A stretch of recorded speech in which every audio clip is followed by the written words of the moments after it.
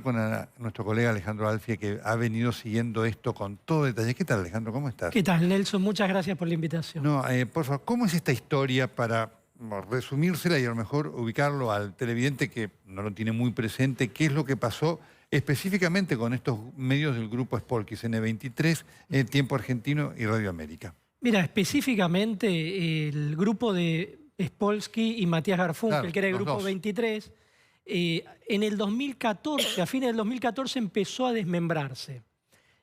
Cuando Cristina Fernández de Kirchner rompe con un sector de la inteligencia que era el que le daba apoyo a Spolsky. Básicamente cuando rompe con Stius. Claro.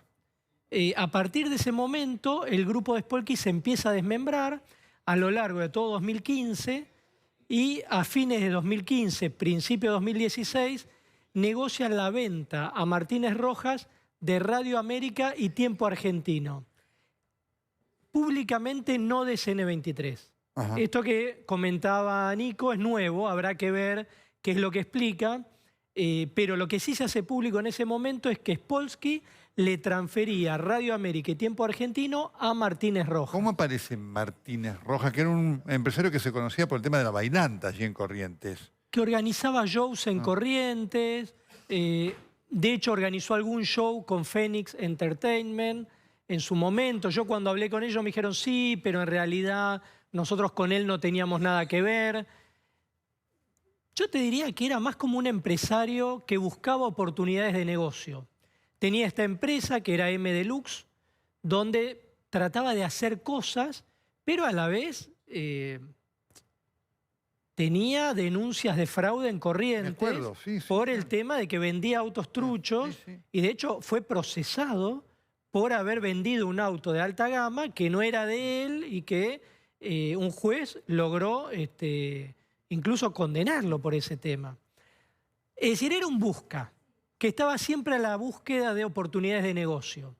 Él se vincula con Spolsky, no era un empresario kirchnerista. Te diría, a diferencia, yo estuve con Martínez Rojas en su oficina, lo entrevisté antes que él rompiera las instalaciones de Tiempo Argentino y después de eso. ¿Las oficinas que tenía acá en Buenos Aires? Claro, en Puerto Madero. Puerto Madero. Exacto. Tenía las oficinas a una cuadra del Malva. No el Puerto Madero, a una cuadra del Malva sobre Figueroa Alcorta. Sobre Figueroa Alcorta, bien. Exacto. Él ahí tenía una oficina muy buen puesta, la verdad que no era una oficina de un busca, se veía que tenía una posición empresaria interesante, pero era él y dos asistentes, ¿no? Tampoco era demasiado, pero una linda oficina. Cuando Spolsky le transfiere estos medios, Radio América y Tiempo Argentino, Spolsky hace una reunión con los empleados de esos medios, con delegados gremiales de estos dos medios, no de CN23. Les presenta a Martínez Rojas y Martínez Rojas dice, bueno, yo me voy a hacer cargo de estos dos medios, a partir de ahora ustedes van a hablar conmigo, etcétera, etcétera. Esto fue enero del año pasado. Martínez Rojas nunca pagó los sueldos de los empleados de esos medios. Mirá vos. Entonces, ¿qué pasó? En abril, Tiempo Argentino, en febrero dejó de salir Tiempo Argentino porque no pagaba los sueldos Martínez Rojas, ni siquiera pagaba la edición, entonces dejó de salir. Y en abril los empleados arman una cooperativa y empiezan a sacarlo como un semanario. Es decir, es un personaje este Martínez Rojas. Ahora ahí hay un tema clave porque ¿cuánto tuvo que ver para esto el tema de la publicidad oficial? Que obviamente los medios de Spolsky subsistían exclusivamente de la publicidad oficial. Él conocía esto, ¿era consciente que con el cambio de gobierno la cosa probablemente cambiara o no? ¿Estaba tan al margen de todo que llegó allí como hombre de negocio o como se sospecha como testaferro de Spolsky? Mira, en realidad lo que ocurrió fue lo siguiente. Cuando le transfieren estos dos medios, él dice que los compra, pero no se sabe nunca en qué monto. Había plata de publicidad oficial para cobrar en 2016. Vos pensás que en 2015 ellos habían recibido 422 millones de pesos en publicidad oficial. Es decir, era mucha plata, al tipo de cambio 9 y pico, eran 50 millones de dólares. Entonces él hacía la cuenta que en 2016, por lo que ya se había asignado, iba a cobrar una cifra que quizá no eran 50 millones de dólares, pero podía estar en el orden de los 20, 30 millones de dólares. Entonces él pensaba que con ese dinero, más lo que pudiera generar esos medios, podía funcionar. El tema es que Spolsky lo que hizo fue, después de transferirle estos medios, vende las órdenes de publicidad oficial y las cambia en cuevas, bancos, etcétera, con los que él operaba. Entonces, ninguna orden de publicidad oficial pudo cobrar Martínez Rojas. Ahí viene el enojo de Martínez Rojas con Spolsky. Lo estafa. Y él dice, bueno, acá me estafó porque yo tenía para cobrar X cantidad de plata en órdenes de publicidad y él las vende y entonces yo no tengo giro comercial para operar porque estos medios no tenían ingreso de publicidad privada para poder mantenerse. Entonces él dice, bueno, yo no podía entonces pagar los sueldos, no podía pagar el diario para que se imprima, no podía pagar a los que trabajaban en Radio América. En esos dos medios quedan 300 personas sin cobrar los sueldos. Y te decía, en abril, Tiempo Argentino se convierte en semanario editado por sus trabajadores y Radio América tenía una emisión que era de emergencia, que hacían sus trabajadores. Exactamente. Bueno, ¿qué hizo Martínez Rojas? Primero fue y tomó la planta transmisora de Radio América por la fuerza con una patota.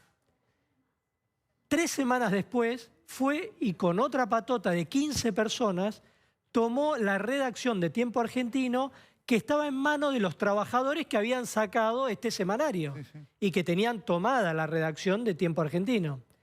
Bueno, hizo un desastre, entró con 15 personas, rompió todas las instalaciones, se peleó, de casualidad no hubo un muerto porque estaban los periodistas adentro de la redacción, se enfrentaron a golpe de puño, fue un desastre, rompió todas las instalaciones de Tiempo Argentino. De hecho, está imputado Martínez Rojas por la justicia y hay 14 personas que eran parte de la patota de Martínez Rojas que también están imputados por destrozos en la redacción de un medio de comunicación. Qué bárbaro, ¿eh? Entonces, esta es la persona de la que estamos hablando. Claro, sí. ¿Qué pasó con CN23? En simultáneo, Spolsky transfiere CN23, el diario gratuito del Argentino, que se editaba en ese momento y editaba 100.000 ejemplares, se distribuía gratuitamente, y el 50% de la FM Vorterix, la de Mario Pergolini. Le transfiere esos 3 medios a Cristóbal López en un intercambio de acciones por una parte minoritaria del grupo Indalo Media, que es la parte de medios de comunicación de Cristóbal López, que todavía siguen teniendo, es decir, hoy día los testaferros de Spolsky son socios minoritarios de Cristóbal López en C5N, Radio 10, etcétera, por ese intercambio de acciones que hicieron por CN23, el Argentino, que se dejó de editar posteriormente, y la mitad de la Radio Vorterix de Pergolini. Perfecto. Él tenía una publicidad oficial por cobrar, que era mucha plata, que Spolsky la vende. Esto es habitual, que hay muchos empresarios de medios que tienen para cobrar publicidad, venden las órdenes de compra y hay mesas de dinero, financieras, inclusive bancos, que las pagan entre el 50 y el 70% del valor. Entonces ellos corren con el riesgo de esperar 6 meses, 1 año para cobrar y le adelantan el dinero por esas órdenes de publicidad. Esto fue lo que le hicieron a Martínez Rojas, una mexicaneada, digamos, entre mafiosos, porque la verdad que estamos hablando de gente que se maneja en general por fuera de la ley, entre Martínez Rojas y Spolsky.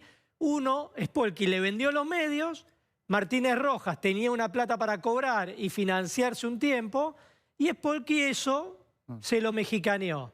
Digamos, ahí hay una ruptura entre ellos dos, porque Martínez Rojas dice, a mí me estafaron. Incluso Martínez Rojas le hizo una denuncia a Spolsky por fraude, estafa, etcétera, y ahí ellos rompen la relación.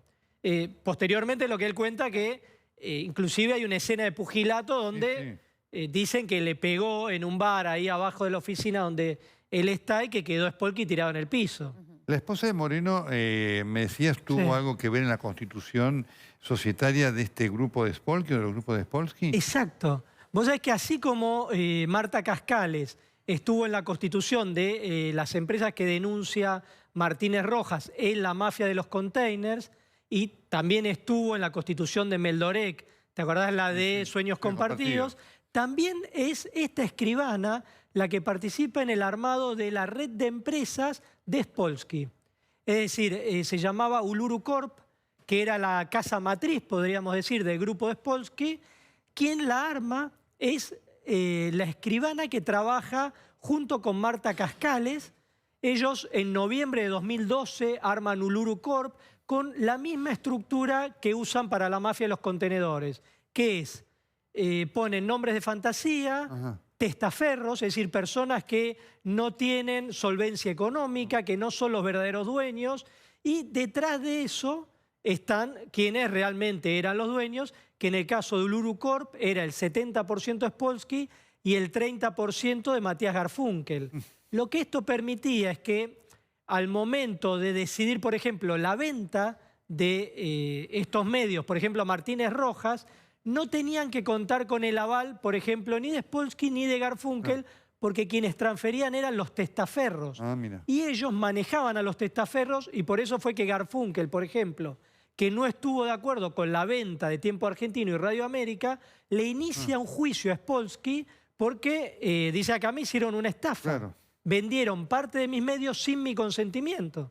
Pero claro, los que lo hacen son los testaferros, que como te decía antes, no solo es de estos medios, sino también los de Cristóbal López, y por eso es que hoy día esos testaferros de Spolsky son accionistas minoritarios del Grupo Indalo Medio de Cristóbal López en C5N, por ejemplo. Ahora, es una cosa impresionante, porque cuando vos lo contás, todavía, a propósito de lo que te preguntaba Paula, suena más de asombro como un empresario más o menos avispado como este compró esto sin ver lo que estaba pasando, porque además lo que estaba pasando se conocía ampliamente la situación que se vivía con la publicidad oficial en los medios de Spolsky. Había quejas de los trabajadores porque había problemas con los sueldos, estaba lleno de publicidad oficial y los sueldos no se pagaban, ¿no? De hecho, Tiempo Argentino, cuando él asume, no había pagado los sueldos de diciembre.